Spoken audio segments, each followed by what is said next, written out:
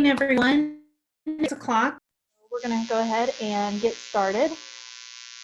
Just to let you know, this is being recorded, so just be aware. And we have enabled the question and answer section, so please feel free to ask any questions in the Q&A. It is 6 o'clock, so we're going to go ahead and get started. My name is Carol Waters. I'm the County Director for West Pottawattamie Extension and Outreach in Council Bluffs area. And one of my job duties is Agriculture and Natural Resources Programming. And I'm so excited to talk to you tonight a little bit about trees. This is my passion project. My background's in horticulture and woody plants in specific. So trees are right up my alley. So I'm excited to talk tonight a little bit about trees for the urban landscape.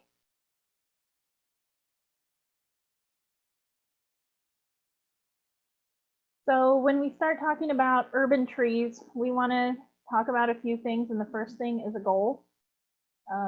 What's your goal for that tree? Is it a shade tree? Is it a street tree? Is it a specimen tree? All of those things are important. We want to talk about scale, and we're going to talk about hardiness. So when we talk about our goals, when I say, is it a street tree? This is what I'm talking about. It's those trees that line the avenues, that provide shades for the sidewalk. You do have to make sure that you're not encroaching on city property before you decide to plant a street tree. More than likely, all of these trees along the road are city trees, not your tree. And if you do plant there, then the city does have every right to maintain that tree, which could include cutting it down. So be aware of your property lines and your easements. And I'd also say be aware of your neighbor's property lines and easements, because anything that hangs over that property is fair game for trimming. And I've seen bad things happen to good trees because of neighbors who can't get along. So knowing your trees and easements is really, really important.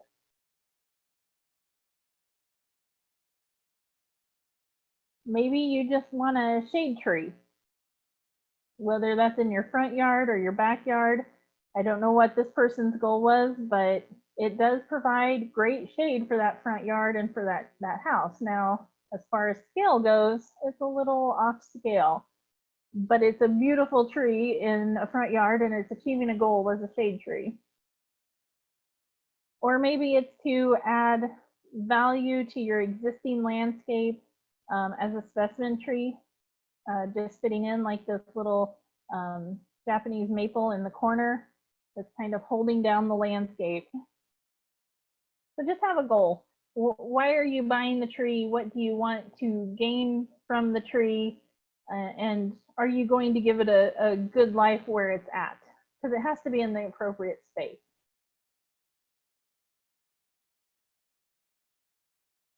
Now, when I talk to folks about trees and they say, I want a tree, great. What kind of tree? Do you want a small tree? Do you want a big tree? And often they don't know. And I like to put this picture in because when we talk about small trees, we're talking about 20 to 25 feet tall trees is considered a small tree. Anything over 25 to 80 is what we would consider a shade tree. So when we talk about scale, I like this example because we can look at it next to a house. A shrub is usually anything under 10 feet. And most people think a shrub's anything that's closer to the ground. Small stature trees typically are 1 story. That's that 20, 25 feet and below.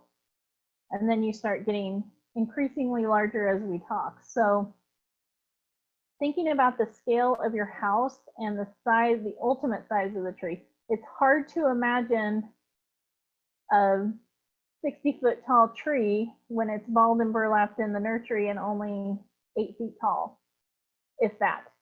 So it's hard to picture that, but you really need to think of that ultimate size, not the size it is when you purchase it or receive it.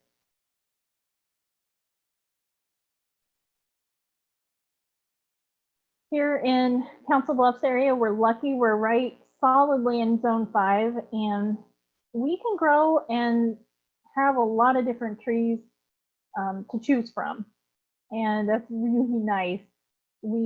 I was an extension agent in the South for a while, and it's a different world. So there's more flowering, but there's less conifers. There's a balance no matter where you go. But here in the Midwest, we can grow a huge variety, and there's some stunning trees out there. I think it's just some people don't know as much about them. So tonight we're going to talk a little bit about some different trees, and if we're being really honest, these are Carol's picks for if she's going to recommend trees here in Iowa. There's a lot of trees out there to choose from. I'm not going to talk a lot about maples or oaks. I'm going to try to identify some that are maybe a little bit different than what you would normally think of, and maybe add in some varieties and just some that I like that I think more people should know about. So we're kind of going to start with size. And we're starting with small stature trees, and really in urban landscapes, this is most of the calls I get. Most people, in fact, I got an email today. I want a tree that will help with water that flowers. Well, when people tell me they want flowering trees, it's usually a showy flowered tree. All trees flower in one way or another, but they usually want something showier. And small stature trees are mostly what we're talking about when we're talking showy flowering trees. So you can't give a tree talk in Iowa and talk about flowering trees without talking a little bit about crabapples. And crabapples get a bad rap. Some of the traditional crabapples that we had were terribly susceptible to disease and insects, especially fire blight. We have lots of new varieties now that are much more resistant, much hardier, and pretty tough trees. So crab anywhere from 10 to 20 feet tall. So they're probably on the smallest side of the trees we're talking about tonight. You've probably noticed them around lately. They're starting to bloom now. You want to look for some disease resistant varieties. This particular one is called Spring Sensation. It's about 10 feet tall, 12 feet wide, so it's spreading. Light pink that fades to white flowers, but it holds the pink long enough.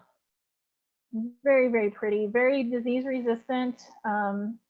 It might show a little bit of scab or a little bit of fire blight, but not much. Small berries that are persistent, just a nice little tree. If you want something a little bit different, you can look at one called Royal Raindrops, and I don't have a picture of that, but it's that dark, bright pink, almost a hot pink. Super pretty. It's more of an upright spreading, so it's not going to spread as much as Spring Sensation, but it has some great fall color. It's kind of an orangey to red fall color. So it has interest at least 3 seasons out of the year. It also has persistent fruit, so it doesn't drop and make a mess. Usually the birds pick it off the tree before it makes the mess. And if I know I forgot to mention this, but at any time you can throw a question into the Q&A, and I'll be watching that and make sure to answer all your questions. So dogwoods are a personal favorite of mine, but they're not terribly hardy here in the Midwest, but there is a few, and gray dogwood is one of them. It's Cornus racemosa, very suited for the Midwest. It can handle the full sun, which is unusual for dogwood. Typically are multi-stemmed. So we're looking at not one strong leader, but we're looking at a multi-stemmed plant. They don't have the big showy flowers, but they have a finer flower that grows in clumps. So it's a little less, it's showy in its own way. So you're not going to see those big single dogwood flowers. You're going to see more of the smaller showy flowers in a clump. And it's more of an upright spreading. It tends to be about 15 feet tall, 15 to 20, and about an 8-foot spread.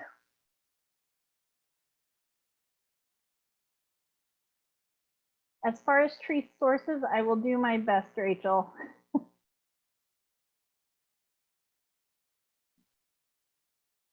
This particular gray dogwood is called jade. Also, you'll see it known as snow mantle. And this one's out of North Dakota. So you know it's hardy for this region. If it can survive North Dakota, Nebraska and Iowa is a breeze. So all of the varieties that I talk about tonight are commercially available. You may have to search a little bit and work with your nurseryman. If you have a nursery that you like to work with, they can probably help you source some. And a lot of them you can order online now, which is great. This is a purely personal favorite. I love this tree. I think it's one of the showiest trees out there and the most underutilized trees that we have when we talk about ornamental trees. And these are so beautiful. These are Japanese tree lilacs, Syringa reticulata. They get about 18 to 25 feet tall, depending on the variety, but they are gorgeous. These huge, dense panicled flowers that remind you of lilacs. That's where they get their name. They are super, super showy, as you can tell. They start blooming at a very young age, so you don't have to wait years before they start putting on flowers. And they're a little bit later, so they're a June blooming and well into June, almost the whole month of June. And they're just gorgeous. The whole tree will be full when it's at full bloom. It doesn't have a lilac scent. It has more of a privet scent to it. So a lot of people say, well, I don't like the smell of lilacs. That's fine. This one doesn't smell like lilacs. So highly advise this one. Comes in a few varieties that is anywhere from, and mostly the variety differences is in the flower color, white to ivory to almost a light gold.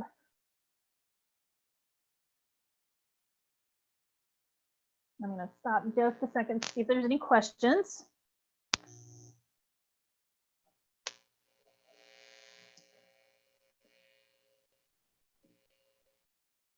Okay. This is another one that I think is absolutely worth mentioning. It's called the Peking lilac. Similar, it's Syringa reticulata, and it's a subspecies Pekinensis.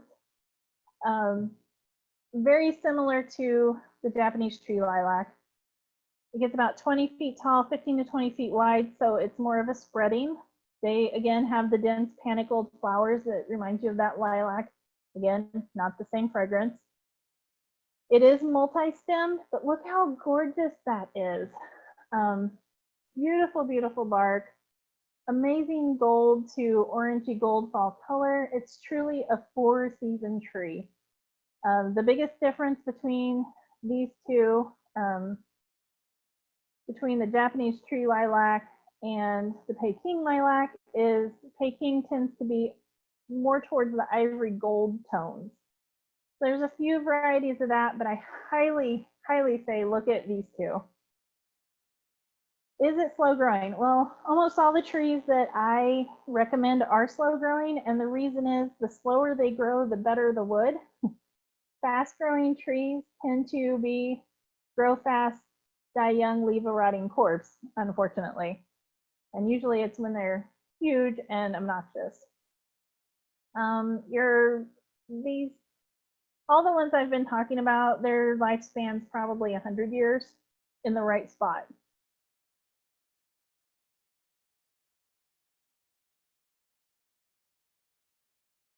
Great questions.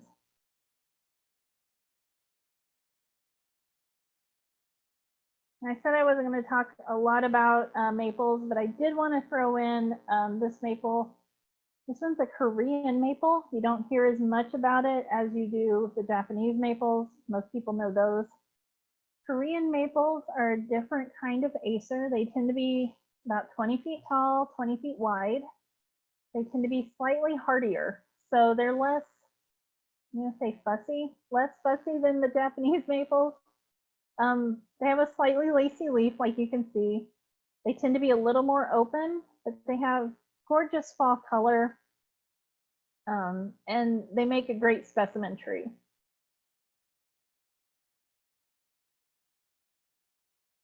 So Jan Aarons asks, does the Peking lilac have bark that peels? Yes, so it does peel back, but it doesn't get messy.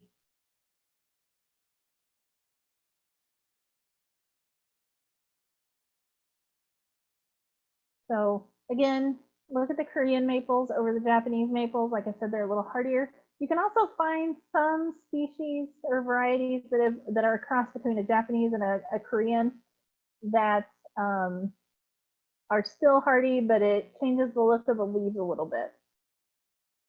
So there are some options, but I think Korean maple is one that gets overlooked often, and I think it needs a little more attention.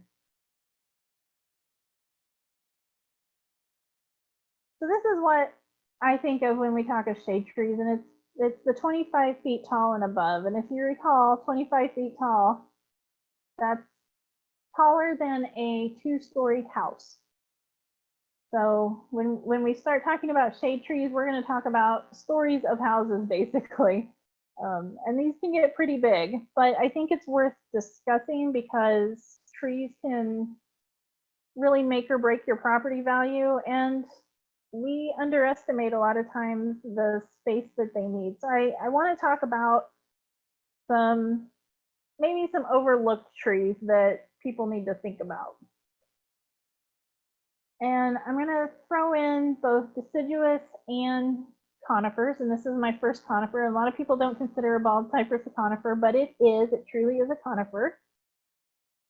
Taxodium distichum is the bald cypress. They can be up to 55 feet tall and somewhere between 20 to 30 feet wide, depending on what variety you get. And there's several varieties out there on the market. It's a deciduous conifer, meaning it's cone bearing, but it does drop its leaves in the winter. This is one of the few that I'm going to recommend that's a fast grower. And when I say fast grower, that's a subjective term. This is up to maybe 2 feet a year. But bald cypresses will grow in sandy, dry soils. They'll grow in wet soils. Iowa, they'll grow about anywhere that we have. A lot of people question, because when they think of bald cypress, they think of the South, and they think of the knees that grow in the South, and that only really happens in truly swampy areas, like standing water 12 months out of the year areas. So bald cypress knees, or pneumatophores is what they are, just not an issue here. But they have this beautiful buttressing, which is that flare at the bottom, super low maintenance. They don't require much. Put them in the ground and let them do what they're going to do. And they have a really nice airy feel, but they have great shade. So I think it's an overlooked tree. Do bald cypresses seed in lawn? No, because they are conifers. So they typically do not seed in lawns at all. But great question.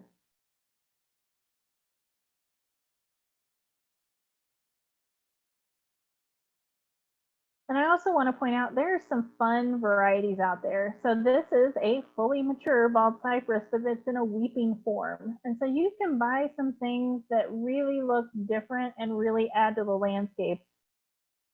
So this is just a pendulum form, a weeping form that somebody has planted next to a pergola to make the roof of that. And it just is an interesting way to showcase that bald cypress.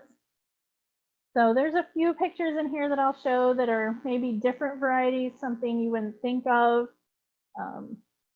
Probably people who love native trees, they're not going to enjoy this as much, but if you like different conifers and you're have what I would call a riskier landscape, I think a weeping bald cypress is just a stunning plant.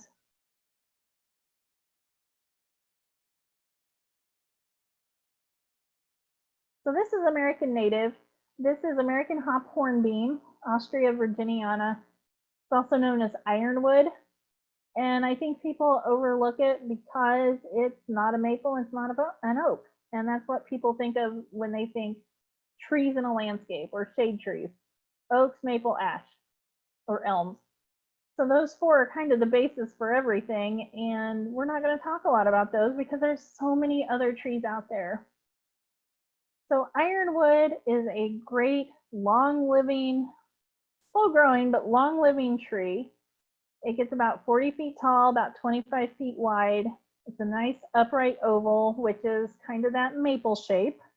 Has a beautiful yellow fall color, but I really like its fruits, that panicled fruit. It has a shaggy bark, again, not a messy bark, but it is shaggy. It has that peeling look, so it has some interest year-round. It's native to the US. It has a huge range from the East Coast to the Rocky Mountains and as far north as Manitoba and all the way down to Texas. So huge native range. It's another one you plant and you forget about it. Maybe some light trimming on it once in a while, but other than that, it's going to grow and be happy and not cause you a lot of problems.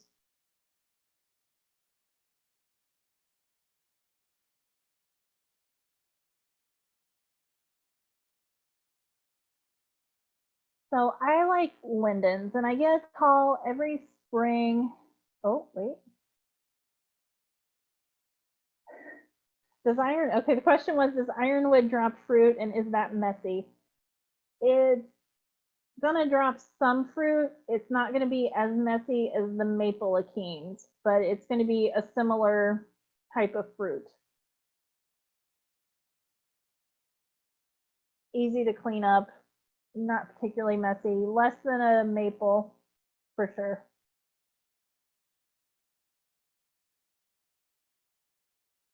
All right, lindens, Tilia species, and I talk a lot about lindens because I'm on my continued mission to rid the world of Bradford pears.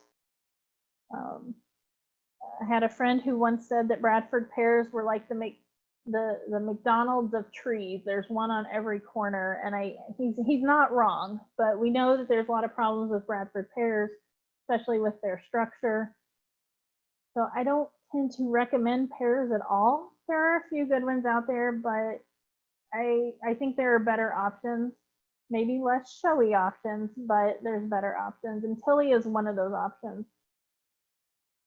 And when we talk about Tilias, there's a few different species. Tilia americana is the one that you're seeing on your left. It's an American linden.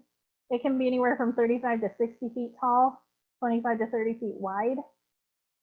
Mostly pyramidal, sorry, and it tends to have a coarser textured leaf. Somewhat interesting bark. It's kind of got a running bark.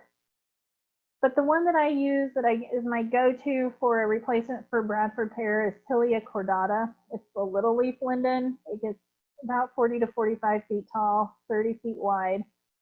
Dark glossy leaves, nice little white flower in the spring. Bees absolutely love it, and it's also a great replacement for ash trees. So if you're worried about an ash in your landscape that you think you're going to have to replace eventually because of emerald ash borer, this would be a nice alternative. I'll give you just a minute to ask any questions.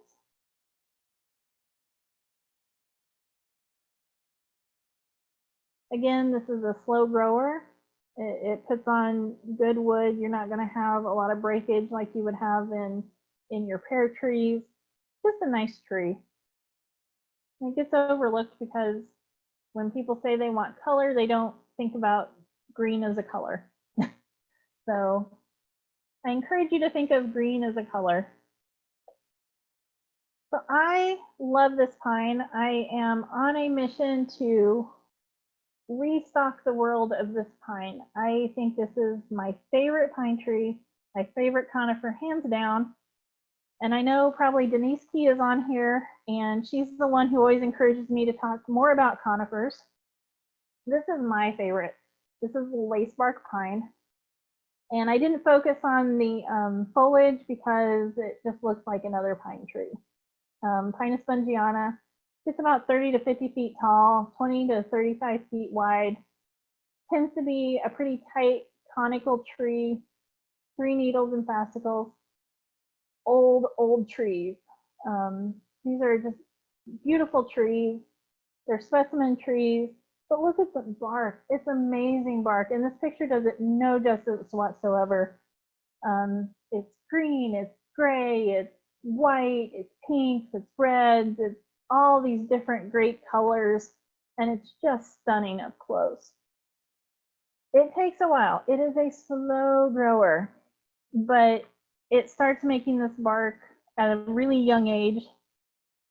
About 5 years old, it'll start showing that peeling bark.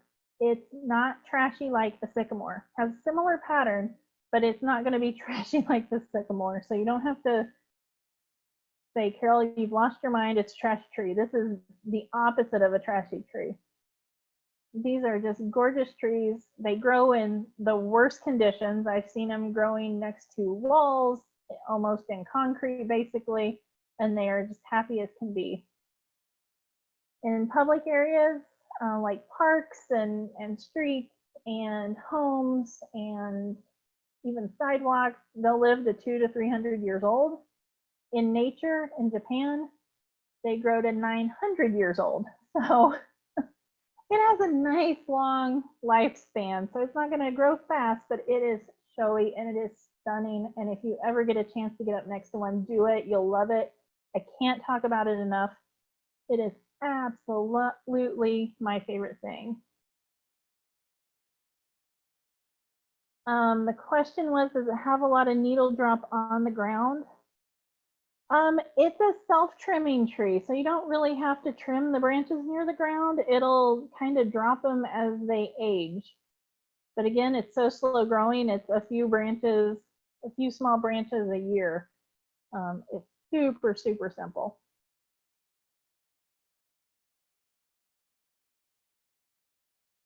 Christina asked, can it be part of a wind block? You probably don't want it to be. This is probably one of my pricier trees. This tends to be more of a specimen tree. Probably not tight enough for wind blockage. I would look at something else, maybe like a spruce or even a Pinus cimbra would probably be a better option. But lace barks tend to be a little pricey, and for good reason. They're very showy and they're kind of hard to grow, to propagate. They're kind of hard to propagate. They're easy to grow, but a little fussy when it comes to propagation.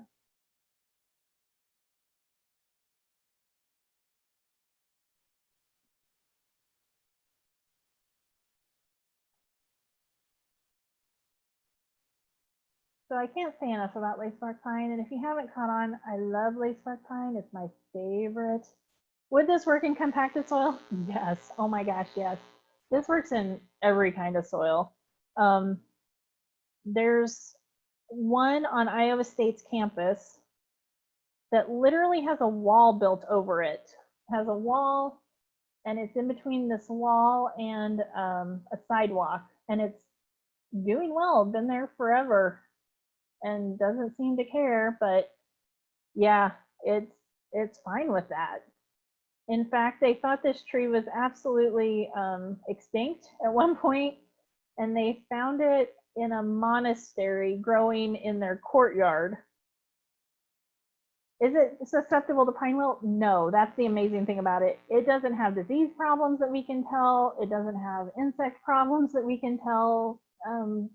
But it's an overlooked pine that I think everybody should know about. Great questions.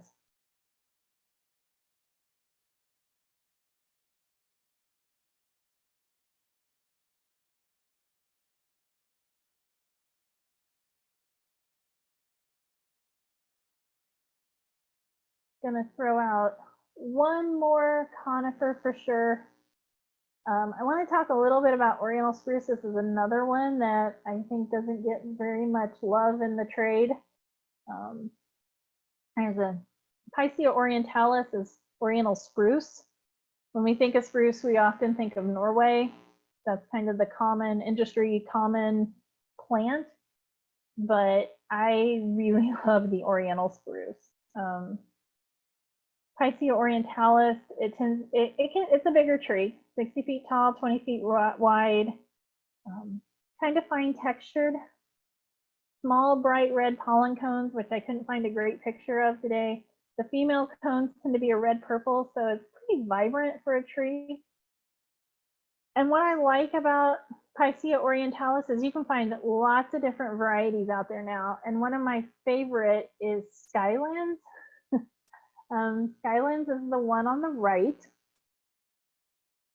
And that is a perfectly healthy, beautiful Picea orientalis. Most tree people look at it and go, oh my God, that must be an iron deficiency. Nope, that's the color that it is. It has that beautiful gold new growth. And it is vibrant. And again, this picture does it zero justice. They're stunning specimen plants. Now with spruces, you can't limb those up. So these will hold their branches all the way to the base. So it's not something you're going to place somewhere where you want to mow under it. This one's one that's going to have its own spot and really take it over. But you can get dark green varieties. You can get a wide variety of these gold, but Skylands is one of my favorite. There's also weeping forms, so that pendulous weeping falling over look. There's even some dwarfs that you can find that are more, they look almost like a shrub ground cover. Super hardy, doesn't seem to have the insect or disease problems, just tends to be overlooked. So just a nice little spruce that a lot of people probably haven't even heard of, but it's one of my favorite. And when I see it, I get really excited about it, especially, again, the golds. I like yellows, so the golds really appeal to me. But they have from dark green to the bright golds to even a lighter yellow.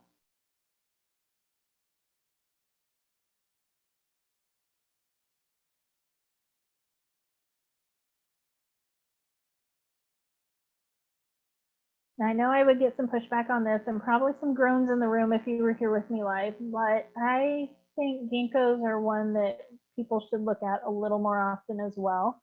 Ginkgo bilobas are an old tree. They tend to get 45 to 60 feet tall, depending on the variety, and again, 15 to 40 feet wide. I like the fan-shaped leaves. I am a sucker for the leaf shape. They're so hardy. They will grow anywhere. Just a beautiful fall color. And you definitely want to get the male trees, because, and this is where I get the pushback. Male trees do not have the fruits that smell so bad. Great trees, hardy as all get out. Again, not a lot of maintenance, but the fruit is terrible on the female. And most of your nurserymen know that you don't want female trees anymore. So you go to a reputable nursery and make sure it's a male species, but beautiful trees.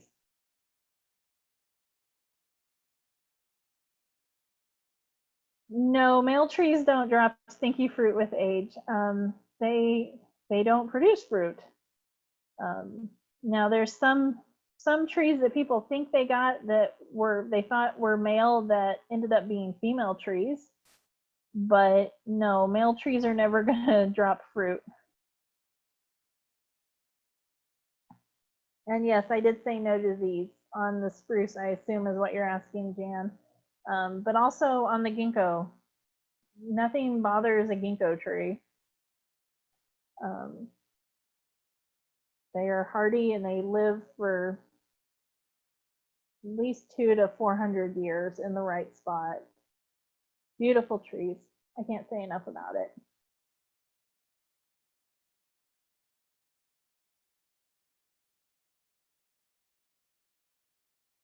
This is another one that I think we don't look at often. Nyssa sylvatica is the black gum, or a black tupelo, you might hear it called. And from far away, it's just a tree, 35 feet tall, 30 feet wide.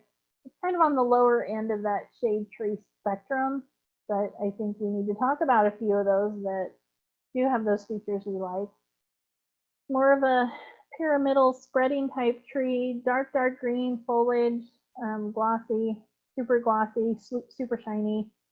has this really brilliant fall color. Bright red and orange and just beautiful. And it's another native. It likes deep soils, but it can grow anywhere and possibly on concrete some days, it seems like. But you put it in soil, it's going to grow. They like full sun, but they'll even handle some partial shade. So they can handle that. But beautiful fall color. I think, again, I tried to look at trees that maybe you would overlook in a nursery. They're just not showy. They may not have the ultimate traditional flowering, but really should be worth a look in your landscape.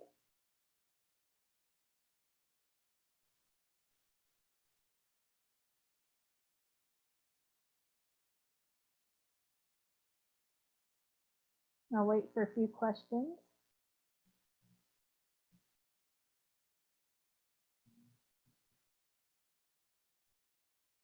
There are several publications that we have out on the extension store. If you're interested, it's store.extension.iastate.edu.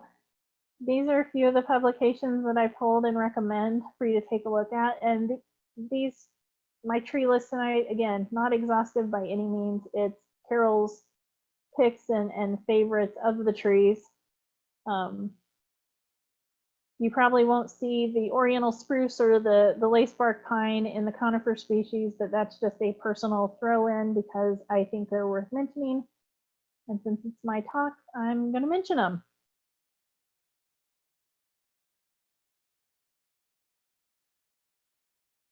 Did I go to Iowa Arboretum for your photos? The photos are kind of from all over the place. So some of the photos are mine. Some of the photos are stock photos from some nurseries. Schmidt Nursery is one of them for sure. And a lot of them are from federal government, the Arboretum species. So, but the Iowa Arboretum, yes, there are some amazing plants there. I think, again, people should visit and enjoy and get some ideas because they have a lot of great plants that most people don't realize can grow well in Iowa.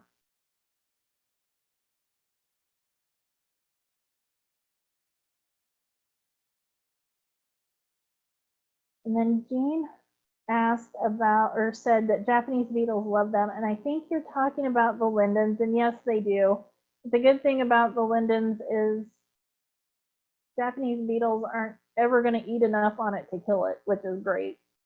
So that doesn't really bother me much.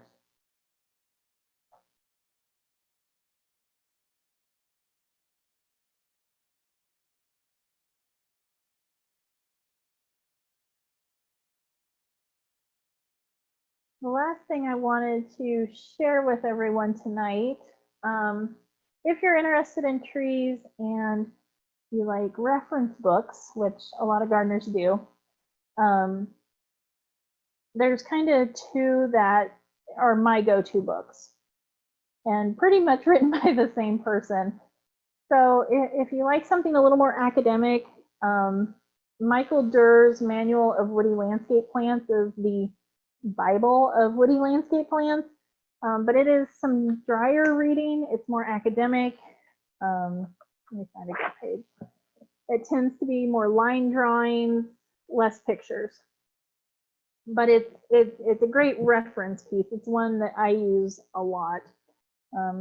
And this is, I don't even know which release of it. I think this is the 3rd or 4th edition of it. And he's had a couple of editions since then.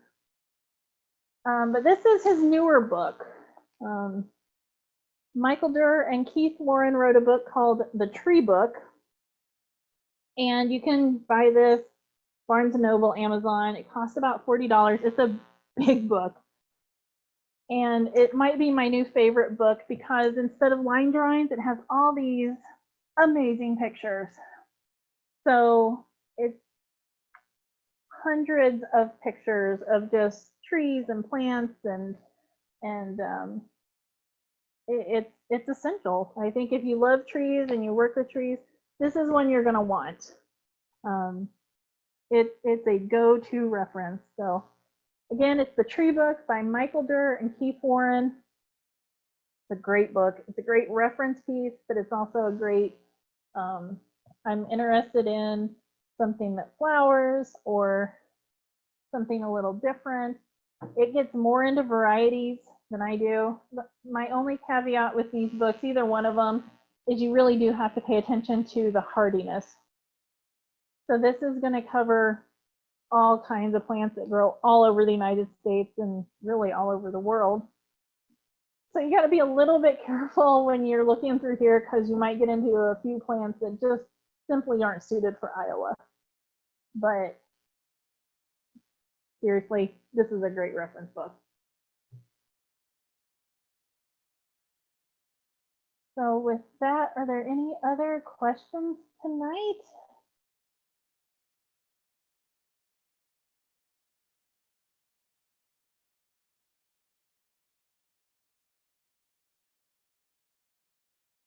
Well, I'm not seeing any more questions.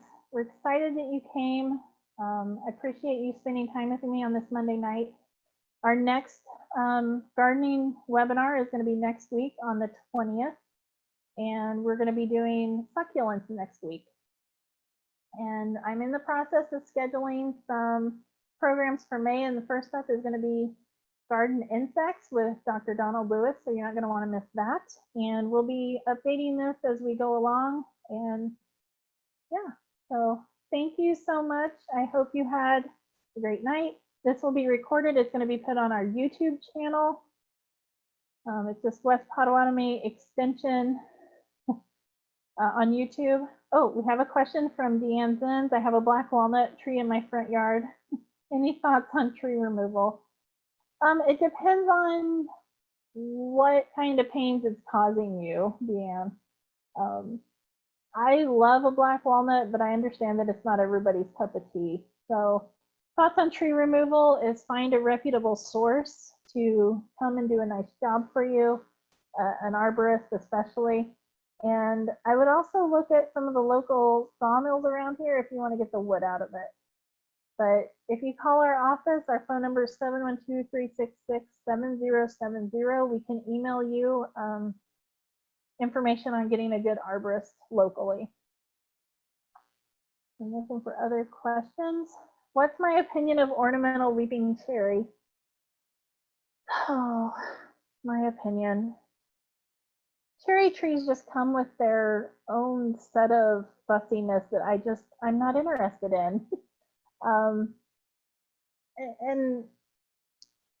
I'm a tree person, and tree people tend to be lazy gardeners, whereas we like to put it in the ground and then leave it for the next 30 or 40 years. That's about as much maintenance as I want to do. Ornamental cherries tend to be a little more fussy. And the weeping cherries, their bark just tends to be too thin for Iowa. It just doesn't ever seem to go real well. So if you're willing to put in the work with a weeping cherry, they can be good, but I just feel like there's too many problems that I wouldn't recommend. I would look probably more at a crabapple.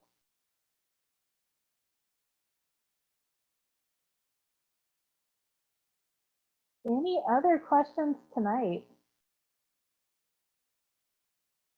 Well, if you think of any questions that you have, feel free to reach out to us. The phone number is 712-366-7070. That'll get you to the office. I'm working from home right now. I'm working remotely, so you might not get me exactly, but Kathy Moore and Lisa Jones are the folks that are catching the phones, and they will make sure to get me a message, or you can email me directly. It's clefavor@iastate.edu. And my opinions of weeping redbud trees. Redbuds are a little bit hardier, so I'm okay with those. The weeping is just a form, so redbuds tend to be hardier. I'm fine with redbuds. I just consider them a little bit of a known entity, so I don't talk about them as much, but I like a nice redbud. All right, with that, thank you so much again, everybody. I hope you're having a great spring. It's a little cold here in Iowa right now, but next week it should be warm again, and we'll be thinking warm spring thoughts again. Have a great evening.